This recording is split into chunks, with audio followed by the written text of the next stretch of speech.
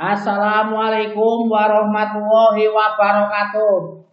Hari ini di statistik model aktif babnya cara menambah hipotesis yang diterima tanpa mengubah data.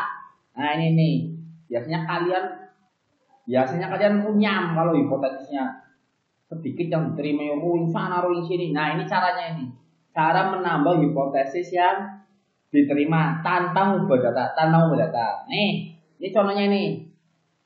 Ini Y-nya ROA. Kayak kita lakukan analis regresi linier. Terus biasa kayak regresi biasa. Masukkan ROA ke dependent lainnya ke independent. Lalu klik oke. Lihat ini. Nah, yang diterima berapa ini? 1, 2, 3-nya 3 ini yang diterima ini. 2, 3. Nah, terus gimana ini biar hipotesis yang diterima lebih banyak? Nah, salah satu caranya itu sama dilakukan analisis regresi. Metodenya jangan enter, tapi backward. Ya mau pakai forward mau backward, aku lagi pengen backward sekarang. Nah, metodenya backward. Udah, lainnya sama semua. Lalu klik oke. Nah, kita lihat ini.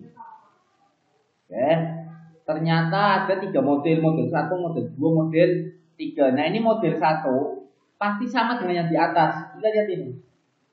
Yang di atas yang enter. Ini signya 0,000. Terus yang kedua 0,017. Yang ketiga 0,055 dan seterusnya. Ini model pertama ini. Signya 0,00, 0,017, 0,055 sama. Nah, ini kayak di model the enter ini, yang paling atas, yang model 1 ini sama. Nah, di model 2 yang secara otomatis ditampilkan pada uji backward, kita lihat ada satu variabel yang nggak ikut. Mana ini? Ternyata yang nggak diikutkan itu Dewan Direksi. Kenapa Dewan Direksi itu nggak diikutkan? Karena dari ini semua ini. Dari semua variabel yang masuk, yang paling nggak berpengaruh itu dedir. Tanya dari mana? Kalau dedir itu paling nggak berpengaruh, lihat signya ini. Signya paling gede. Sama nggak? Gampang udah. Nah, ketika dedir dibuang, sekarang yang berpengaruh 1, 2, 3, 4. Nah, tambah 1 udah model kedua. Nah, di model 3 kita lihat ini, ada lagi yang dibuang apa ini? Ternyata com out ini dibuang oleh program. Nah, karena com out itu yang paling enggak berpengaruh, signya paling besar. Nah, com out hilang dan jadilah ini hasilnya. Yang berpengaruh size, name, pangsa pasar sama RD. Nah, sekarang yang berpengaruh berapa? 4. Dari awalnya yang berpengaruh hanya 3 itu.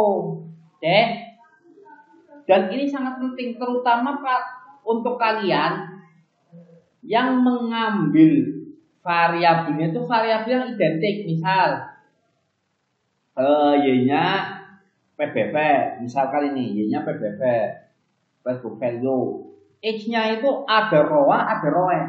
ROA sama ROE itu pasti memiliki korelasi yang tinggi. Nah, itulah sebab salah satu di antaranya ketika dimasukkan bersama-sama nggak ngaruh, tapi ketika salah satu saja itu malah ngaruh. Sebabnya apa? Sebabnya multikolenialitas, korelasi antar variabel independen. Itu tetap bahas itu. Jadi caranya untuk menambah banyaknya hipotesis yang diterima, yang pertama adalah menggunakan metode backward. Udah. Apa bisa seperti ini? Sudah.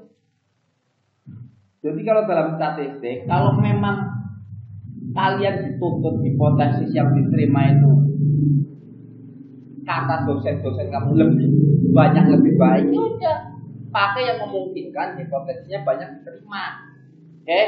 Nggak usah dipaksakan pakai regresi linier berjodoh dengan metode enter, nggak usah. Yang menguntungkan mana buat kamu? Yang memudahkan mana? Udah gitu aja. Jadi kamu masih punya banyak waktu untuk melihat dunia nyata. Kok bisa ini statistik bukan nyata? Tetapi itu banyak manipulasi udah. Nol saja udah. Makanya ambil saja yang seringan mungkin agar kamu lulus. Seperti itu ya, seperti itu. Karena kalau nggak seperti itu, kalian paksakan, apalagi ada ujian asumsi klasik, multikol, hetero, auto dan lain-lain. Yang terjadi kalian malah terjebak dalam manipulasi data. Akhirnya terjadi apa? Udah hasil penelitiannya nggak beda jauh dengan sampah penelitian hasil manipulasi. Oke, mending seperti ini. Masih ada kaidah yang bagus dan kaidah yang digunakan memang kaidah yang diperbolehkan yang sah. Oke, data pun aman. Selamat dari juta otak semuanya sendiri agar datanya jadi berpengaruh. Oke, dah itu aja dulu materi hari ini oleh Muhammad Afifuddin. Akhir kata, wassalamualaikum warahmatullahi wabarakatuh.